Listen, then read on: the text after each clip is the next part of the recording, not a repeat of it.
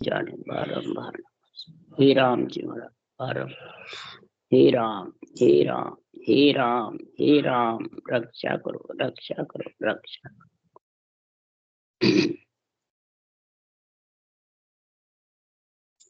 अतः दृग दृगता का अंग चालू है। अब महाराज ने दृग दृगता किसको कहा है? आत्मा को कहा है कि मन को कहा है, या शरीर को कहा है, या इंद्रियों को कहा है, या इच्छा को कहा? सब तेरे अंदर है। तो देवताओं को कहा, वो भी 33 करोड़ देवताओं का सबका स्थान इस शरीर के अंदर है। तो महाराज ने ये अंग किसके लिए बनाया? दृग दृगता का अंग, जिसके अंग में महाराज फरमाते हैं मन का राज है, मन राजा बना हुआ है, और मन के हाथ पवन की डोरी, इस मन के हाथ में पवन की डोरी है, और मन के हाथ सबे बिकावे, ये सब मन के पीछे बिके हुए हैं। पवन कौन? सांसा की डोरी, और सांसा ही खुटते हैं, और शरीर मरता है। आत्मा तो न खुटती है न मरती है, अविनाशी है, परंतु मरती जीती प्रतीत वही होती है। निकल भी गई फिर आ गई, निकल गई फिर आ गई। तो किस कारण से? उसी को काल कहते हैं। काल के फंदे में आत्मा को कौन पटकता है? मन। अपन कहते हैं परमात्मा पटकते हैं, कि ज्ञानी पटकते हैं, कि गुरु महाराज पटकते हैं, कि गुरु महाराज निकालते, कोई नहीं निकालने वाला, कोई पटकने वाला है। सदगुरु देव फरमाते हैं ये मन ही तो आत्मा को परम पद में मिलाने वाला है, और मन ही डुबोने वाला। मन ही बार बार आत्मा को जन्म मरण में लाने वाला है। इसलिए सुखराम जी महाराज क्यों जे मन होता, कबीर साहब ने कहा जे मन होता काल। अब काल है कौन? ये मन है। क्यों है इसको काल बताया सुखराम जी ने? अरे मेरा मन बहुत हरामी, तरक फरक जतावे, फिर बिसिया खावे। ये राज क्यों जमाता है? आत्मा के ऊपर राज जमाता है, इंद्रियों पे राज जमाता है, रूप पे राज जमाता है। क्यों? विष खाने के लिए, शब्द रूप रस गंध स्पर्श खाने के लिए ये तरक फरक जताता है। तरक फरक जताना क्या कहते हैं? इसको कहते हैं तरक फरक। नहीं, किसका करता है? राजनीति में करता है, राम नीति में करता है, सामाजिक नीति में करता है, किसमें जोड़ करता है? सबसे ज्यादा राम नीति में जोड़ करेगा तो और सब में जोड़ होगी। राम अनीति में रहेगा तो सब में जोड़ होगी, और राम नीति में रहेगा तो सब में जोड़ खत्म हो जाएगी, नहीं होगी। क्यों? अंग की बता रहे ना महाराज। तो नवदा भक्ति से अंग बनते हैं। क्यों? शरीर किसका है? ब्रह्मा विष्णु महेश शक्ति का। तो ये अंग को देव वृत्ति, आत्मा को देव अंग बनाते हैं। जब आत्मा भगत और संत बनती है तो ये किससे होता है? नवदा से, मतलब देव अंग बनते हैं, और फिर खट दर्शनी से संत के अंग बने। तो तीनों में ही सामाजिक नीति, राजनीति और राम नीति में रहता है। और राम अनीति में हो गया, तरक फरक जताने लग गया, नहीं मैं गुरुजी हूँ तू नहीं है, मेरे को सता की आज्ञा तेरे को नहीं है। ये सब अभी हो रहा है संत मार्ग नहीं है, हो रहा है। उसको कहते हैं तरक और फरक। यहाँ परिवार कुटुंब के लिए नहीं कह रहे। महाराज फरमाते जुग शोभा चाहूं नहीं। जुग के लिए तो मैं शोभा चाहता ही नहीं जो ऐसी बात बोलता हूँ। ये पंच तत्व शरीर जुग है, पंच तत्व शरीर संसार है, पंच तत्व शरीर देवों का है, और तेरे को मिला है। तो महाराज फरमाते हैं इसको काम में ले ले, सिमरन जिशा बीसरिया सौदा पशु संज्ञा ले धारी। तेरे को नरदेह मिली है परमात्मा में मिलने के लिए, और वो सौदा तो भूल गया भक्ति, तो पशु संज्ञा से आया पशु में चला जाएगा। तरक फरक जताना तो पशु पक्षी का काम है, नहीं है? वो लड़ते आपस में, नहीं मैं खाऊंगा वो कर, मैं खाऊंगा वो कर, मैं खाऊंगा, वो एक दूसरे पे झगड़ा होते हैं। नर नारी झगड़ा करते हैं तो फिर पशु के समान ही है। ये तरक फरक झगड़े को कहते हैं। भक्ति करने वाले संत, वाणी बांचने वाले तरक फरक करते हैं। मेरे को सता कौन है, नहीं मेरे इतने चेले हैं, वो कह नहीं मेरे इतने चेले, वो कह मैं सही बोल रहा हूँ, वो गलत बोल रहा है। तो महाराज फरमाते हैं कि संसार में यही तो तर्क फर्क है। किसके लिए? मान सम्मान के लिए। विषय किसको कहते हैं? मान सम्मान ही विषय खाना है, पूजिक होना ही विषय खाना है, रूप को पूजना और पूजाना ही विषय खाना है। रूप के शिष्य बनना तो खुद को गुरु बनने के लिए ही वो रूप को शिष्य बनाता है, रूप का शिष्य बनता है, रूप को गुरु बताता है। तो खुद बनने के लिए ही, इसके लिए सुखराम जी महाराज कह रहे हैं कि मन तो अंदर बम्बी के अंदर है सरप तो, और तू बाहर कूटता है, तरक फरक जताता है, बाहर जोर करता है, बाहर मैंने कई प्रकार के कड़ा करता है, तो उससे क्या बम्बी के अंदर सरप मर जाएगा? उसके लिए सुखराम जी ने उदाहरण दिया। ये तरक फरक जताने वाले कैसे हैं? ये बाहर बाहर ही दिखते हैं, बस अंदर कुछ नहीं है, खाली खाली ढोल के जैसे, फूटे ढोल के जैसे।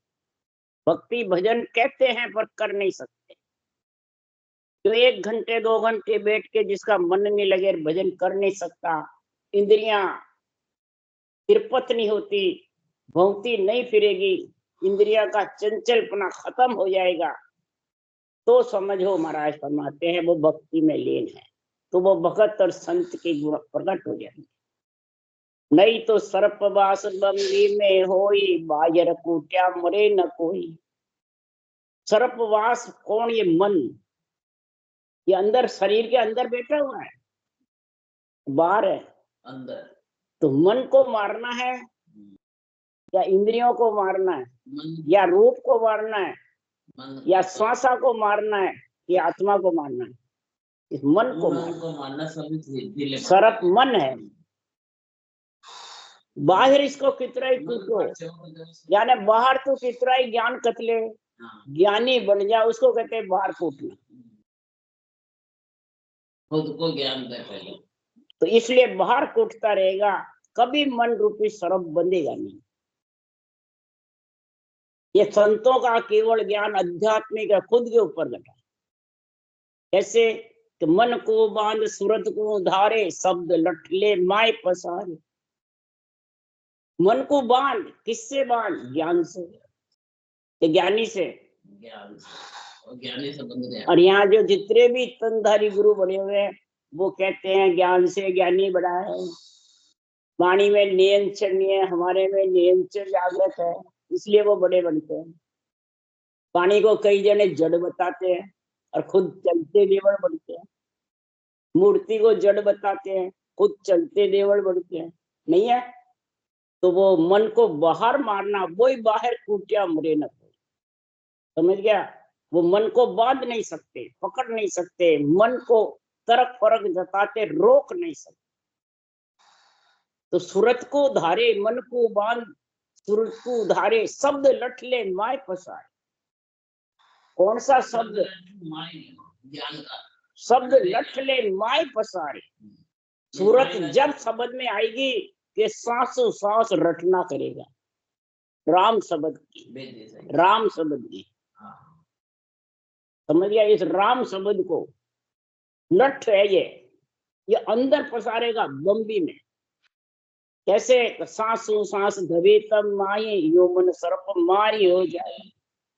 सांसों सांस लठ बताया है, इसको रटना जबर कर, कम से कम घड़ी देख के घंटे बैठ कर लटता था। मन जावे तो जान दे, दृढ़ राग शरीर रटना करता रहे, ज्यादा जिसका मन जावे, इंद्रिया भौती फिरे, तो नेत्र खोल के भजन करना, उसको कहते हैं ज्यादा नेत्र। जब नेत्र खोल के भजन करोगे तो वो जावे तो घटना करता रहे। धीरे धीरे जो जो कर्म पाप कम होते जाएंगे, तो अपने आप मन स्थिर हो जाए।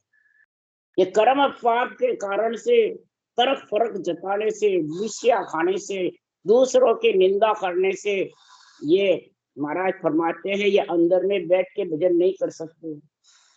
असत्य भाषण देने से, बेरंग अर्थ करने से ये मन इंद्रियां भौती फिरती, वो बैठ के भजन नहीं करता। ऐसा प्राणी कर नहीं सकता, करने भी बैठता है।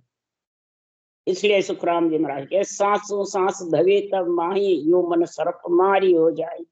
अरे मन कर्मा को राजा कहावे, बायर भटकत हाथ नहीं आवे। कर्म बांधने वाला मन है कि आत्मा है, इंद्रियां है कि शरीर है? ये मन है। कर्म बांधने वाला भी, कर्म काटने वाला, ये मन बहुत जबर है। जब भी महाराज ने इतनी बड़ी मन की राड़ ली, मन की राड़ का मतलब मन को ज्ञान देना, मन को समझाना, तो ही वो बैठ के भजन कर सकता है। तो कौन समझावे मन को? ये ज्ञान। मन का गुरु ज्ञान है, ज्ञानी नहीं है। अपन कहते हैं ज्ञानी के पास जाएंगे, संगत में जाएंगे तो अपन को समझाएंगे।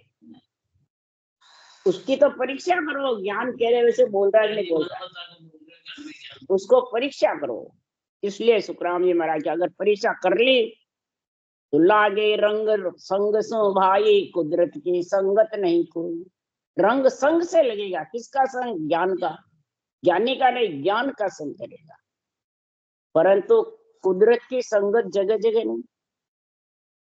कुदरत जो प्रकट होवे, नियंत्रण निज नाम को कुदरत कहते हैं, वो प्रकट होवे, वो निर्णा जगह जगह नहीं।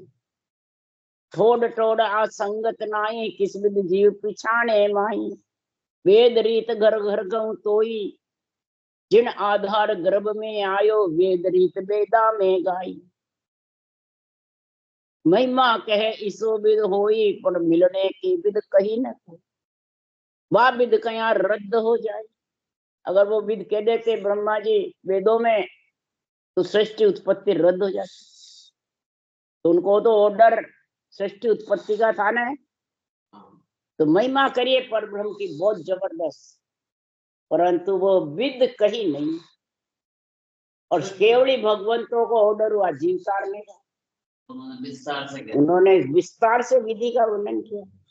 और परब्रह्म की महिमा सृजनहार की ब्रह्मा जी ने बहुत वेदों में कही है।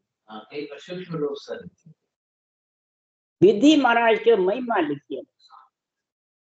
एक जगह वो लिखी, जब भी महाराज ने वाणी लिखी है, तो ब्रह्मा व्यास संत सब कह गया झाड़ पिछाड़ी, सांसों सांस राम जपली, जो काय गो जीव मुखबारी। ये ब्रह्मा जी ने क्या, ब्रह्मा वेद सबकी महाराज साक्षी दे रहे हैं। ब्रह्म व्यास संत सब कह गया। संत तो कह के गए हैं केवल वाणी में, पर व्यास जी ने भी कहा, ब्रह्मा जी ने भी कहा, भागवत में सुखदेव मुनि ने भी कहा, रामायण में तुलसीदास जी ने, मैंने वाल्मीकि जी ने भी कहा है, गीता में कृष्ण भगवान ने भी कहा है। परंतु वो सब में सूक्ष्म रूप से। और आज महाराज की कृपा से सुखराम जी की वाणी में भांत बात है, लाइन लाइन में विधि, और सब संतों में बिरली जगह ऐसी जितनी सुखराम जी ने लिखी है वैसी और कोई संतों में मतलब लाइन लाइन में नहीं है। इसलिए सुखराम जी महाराज की जब तक लाइन लाइन में इसका निर्णय नहीं आता है, तब तक सुखराम जी महाराज कह रहे हैं वो प्राणी को ये समझ में नहीं आता है। क्यों? कि माया घेरो जीव को, वो विद कड़ा बढ़ाए, जाय न सके झूठ कर, गे बांध्यो जग माय। गे बांध्यो जग माय, बहुत फांसी गल डारी। बहुत फांसी गले में घली हुई है, बंधी हुई है फांसियां। तो वो हर मिनटों में समझ नहीं सकते किसकी फांसी है, धन की, पुत्र की, ज्ञान की, ध्यान की, मान सम्मान की। और ये फांसी भी छोड़ देवे तो केवट की फांसी गड़माई। ये केवट की फांसी बहुत जबरदस्त। केवट किसको, केवट किसको कहा? यो क्यों कह दियो, मैं तो इको अच्छे गुरु ओ मन यू क्यों कह दियो। जैसे संगत करते हैं, किसी को भक्ति भजन बताते हैं, ज्ञान भी समझाते हैं, और वो पीछे उसका बेमुख हो जाता है, तो उससे झगड़ा करा, तेरे को इतना ज्ञान दिया, तू बेमुख हो गया, तू मेरे को छोड़ के चला गया, फिर वो केवल क्या करेगा, तू नरक में चला जाएगा अगर मेरे को छोड़ दिया। नहीं है ये केवल गुरु बना हुआ कहता है, ज्ञानी होता है वो कहता है केवल। ये केवट की फांसी गले में बहुत जबरदस्त, ये हाँ मारे से बेमुख, गुरु को जो छोड़ दिया वो बेमुख हो गया, वो केवट की फांसी गले में भारी है। इसके कबीर साहब ने भी कहा, मोटी माया सब कोई तजे, जीवनी तजे न कोई, जेने माया मान बढ़ाई, काल घेर ले जाए, और जिसके ये है तो वो काल का फंदा छूटने वाला नहीं। एक म्यान में दो तलवार नहीं खटती है, कौन सी, जब मैं है तो गुरु नहीं, गुरु है तो मैं नहीं, कह कबीर एक नगरी में दो राजा है। दो राजा कौन से, ज्ञान रख लो और चाहे मैं रख लो, ज्ञानी को घट में घुसा लो बुद्धि पे, चाहे ज्ञान को। अब प्राणी ज्ञान को तो समझते नहीं और ज्ञानी को बुद्धि पे बैठा लेते हैं, तो ज्ञानी मैं में आ जाता है और ज्ञान तू में आ जाता है, परमात्मा। तो ज्ञान को तो कोई समझता नहीं है, किसी से भी आप निर्णय पूछ लो, पूछेंगे कि हमारे तो बुद्धि काम नहीं करती, हम ये ज्ञान में इनमें नहीं समझ, किस कारण से, भले कथ मत सको, समझा मत सको, पर अंदर तो उतार सकते हो। निरपक्ष निर्णय को उतारो, पक्ष को मत उतारो, क्यों कि निरपक्ष निर्णय से ही आत्मा परमात्मा में मिलेगी। नहीं तो महाराज फरमाते हैं, ये मन कर्मा को राजा कहावे, बायर भटकत हाथ नहीं आवे, ये कभी भी हाथ आने वाला नहीं है। इसलिए सुखराम जी महाराज कह रहे हैं, तो तेरा दृग्ता का अंग जब ही खत्म होगा कि आत्म में परमात्मा आगत लखे न कोई। जब तक आत्मा में परमात्मा की गति को समझ, बुद्धि पे विवेक, केवल ज्ञान की जब तक समझ नहीं आएगी, तब तक सुखराम जी महाराज कह रहे हैं, ये आत्मा का दृग का जो अंग है वो समाप्त होने वाला नहीं। संत बड़ा परमार्थी, आप तिरे ओरा को उतारी। संत इतने परमार्थी है, आप उस देश में गए, औरों को तारने के लिए जबर जबर अंग बनाए हैं, जबर जबर ग्रंथ बनाए हैं, जबर जबर संवाद बनाए हैं। संवाद बनाए हैं इसके लिए, काल से अलग होने के, अंग बनाए हैं अंदर उतारने के लिए, ग्रंथ बनाए उस देश में पहुंचने के लिए, उस देश का वासी बन जाए, वापिस गर्भ में नहीं आए। ये सारे निर्णय तीनों में, और तीनों का निर्णय तेरी बुद्धि पे आ गया तो आप तिरे और आंखों तारे, आप भी तिर जाएगा और औरों को भी तारे। और ये तीनों का निर्णय नहीं आया तो खुद भी अड़वा रहेगा, खेत नहीं खा सकेगा, दूसरों को भी नहीं खा सकेगा। अड़वे कौन है, ज्ञानी। अड़वे कौन है, जिसके दिग्दिका का अंग है। तो सतगुरु आवाज करिए कि ऐसी राम कहो मेरा भाई। अब ज्ञानी आवाज बता रहे हैं, केवल ज्ञान की आवाज बता रहे हैं। सदगुरु आवाज कौन सी दे रहे हैं, बांचने वाले, तो सब उसी को बताते हैं। अनबे ज्ञान तेरे को आवाज दे रहा है कि राम कहो मेरा भाई। ये सांसों सांस राम रटो, कि नरदे ही ज्ञान ध्यान साथ समागम सिमरन कथा विलासा। तेरी नरदे जब ही सफल है, ज्ञान ध्यान साध समागम सिमरन कथा विलासा। नहीं तो साध समागम और संत एक ही बात है। साध मैंने साधना, संत मैंने आत्मा को संत बनाना। तो किससे बढ़ेगी, ज्ञान ध्यान, ज्ञान और ध्यान, साध संत सिमरन कथा मिला। इसलिए सुखराम जी महाराज के सतगुरु वाज करिए ऐसी राम कहो मेरा भाई। क्यों, कि वाणी चले सुवास देश परदेसा जाई, और सुन सुन जागे जीव ज्ञान केवल घट आवे। ये मेरा केवल ज्ञान को सुन सुन करके अगर तुम जाग जाओगे, यानी सांसों सांस रटना कर लोगे, मेरी आवाज सुन करके, मेरा ज्ञान सुन करके, तो महाराज फरमाते हैं ये जैसे मुठावड़ आती है वैसे तुम्हारे ये नियंचर प्रकट होगा। या विधेयी बाहर बरसात होती है, ठंडी मुठावड़ आती है, तो बाहर से नियंचर विधेयी ब्रह्म से तेरे को लेने को आ जाएगी ये मुठावड़, और तेरे को वापिस वहीं ले जाए।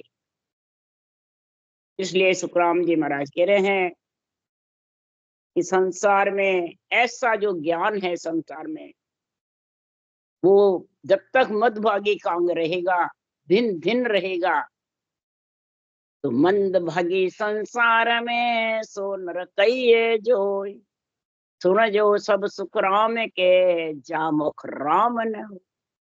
मंद भागी कौन है? जिसके बुद्धि काम नहीं करती। भाई माँ के तो बुद्धि पर समझ को नहीं, वो मंद भागी है। बुद्धि तो परमात्मा के घर से तो सबको एक सी मिलती है। श्वासा क्या, बुद्धि क्या, शरीर हष्ट पुष्ट क्या है, ये यहाँ कम ज्यादा क्यों हो जाता है? ये दीर्घ दीर्घता का अंग बन जाता है, ये मन कर्मा का राजा बन जाता है और अपना राज जमाता रहता है और विषय रस खाता रहता है। विषय रस में कोई क्या कहता है? भांग तमाकू अमल तिजारा सुरे पिएगा भाई, तज घर बार लोह मस्तर सुमार मरेगा। ऐसा जो करता रखता है वो बिल्कुल मंद भागी है, उसकी बुद्धि खत्म हो जाती। क्यों? नरदे को अंजड़ रे भाई, अंजड़ पाई राम गुण गाई। नरदे को तो अंजड़ दिया है परमात्मा ने। मांस मट्टी ये तो खाने वाले मतलब भिक्षक जानवर है, तो तू नरदे पाकर भी तू पशु पक्षी भिक्षक के जैसे, उसके लिए ही तो कहा है पशु स्वान सुंदर नर नारी सब ताड़न के अधिकारी। पशु स्वान की जैसे, कुत्ते की जैसे मांस मट्टी खा, तो उसको ताड़ेंगे, घर में रखेंगे, सब ताड़ते हैं। तो स्वान बोला ना महाराज ने, पशु के जैसे ही तो है वो, पक्षी थोड़ी है। पशु स्वान, इधर सुधर नर नारी जो मांस मट्टी खाते हैं, भांग तमाकू पीते हैं, जो नशीली वस्तु का सेवन करते हैं और मन के मते चलते हैं, वो सब दिग दिग का काम है, उनके मंद बुद्धि है बुद्धि। तो ताड़न के अधिकारी है ना, उसकी आत्मा कहीं टिक नहीं सकती, कोई इसको रख नहीं सकता आत्मा को। 3 लोग 14 वन में भी नहीं रख सकता, उसी को फिर अवगति बोलते हैं, कहीं ठिकाना नहीं रहने का। अब समझ गए कि दीर्घ दीर्घता के अंग का, इसलिए महाराज ने बहुत लंबा लिखा, बहुत जबरदस्त लिखा है।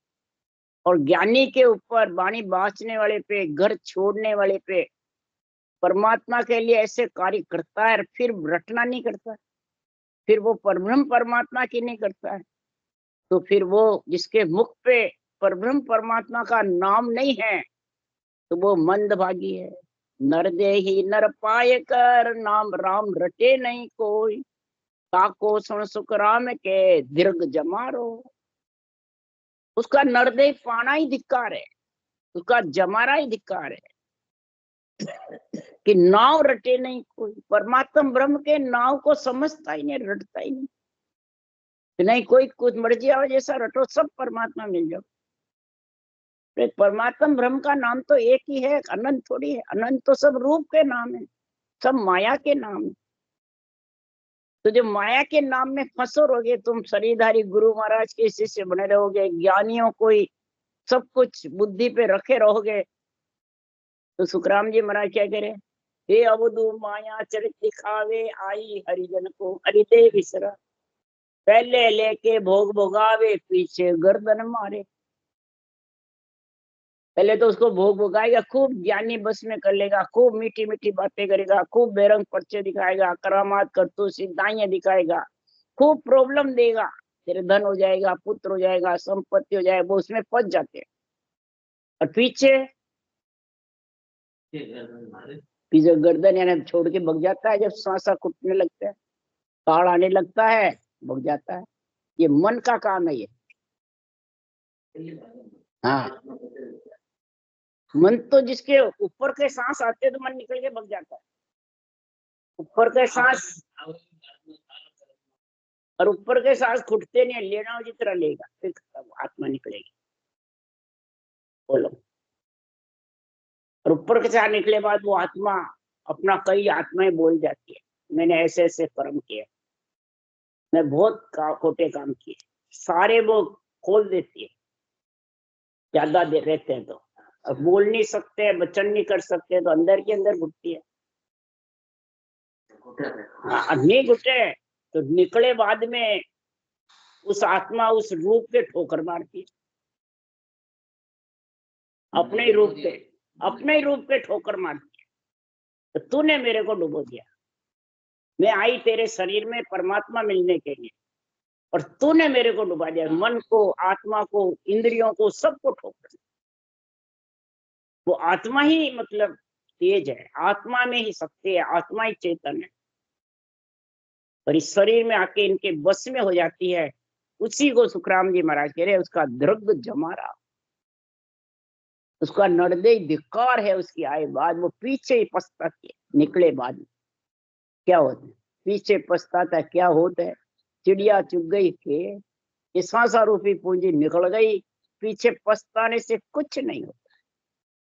तो दृग दिग्गवा नरदेई रे, दृग दृग वाकी जात, तामे सुन सुखराम के दृग जमारो होय।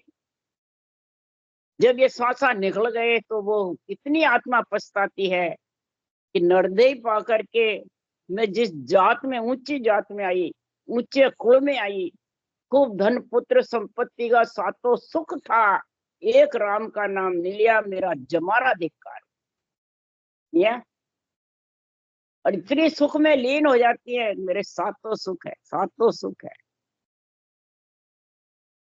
तो सुखिया खावे और सोवे, दुखिया रोवे और जागे, न सुखी भजन कर सकता है न दुखी भजन कर। भजन वही करेगा जो सुख दुख दोनों सु न्यारा, जासू रो लिव लाई। सुख में हंसे नहीं, दुख में रोवे नहीं, सुख को भी अपना नहीं समझे, दुख को भी अपना नहीं समझे, और वो भक्ति कर सकता है, वो ज्ञान धारण कर सकता है, तब उसका दिन दिनता का अंग बनेगा, दिक दिक्का का अंग खत्म हो जाएगा। उसके अंग के अंदर वो रहेंगे नहीं, न सुख की आशा रहेगी न दुख की आशा, न परिवार कुटुंब के स्वाद की आशा रहेगी, न उसको संसार में मान सम्मान की आशा रहेगी, हरगिज। इसलिए सुखराम जी महाराज कह रहे हैं कि जब तक ऐसा जात में हो, चाहे उच्च कुल में हो, चाहे महाराज फरमाते हैं नरदेही में हष्ट पुष्ट हो, भजन बिना नर फिरत है, ते नर पशु समान, हर तज से सुखराम के दृक पूजे जे आन। अब आन किसको, देवता को कहा क्या, दृक पूजे जे आन, आन मने गुरु महाराज के रूप जो मलमूत्र का है उसको पूजते हैं, मूर्ति को नहीं कहा है, मूर्ति आन नहीं है। जो धरा हुआ शरीर है पंच तत्व मलमूत्र का, वो आन है।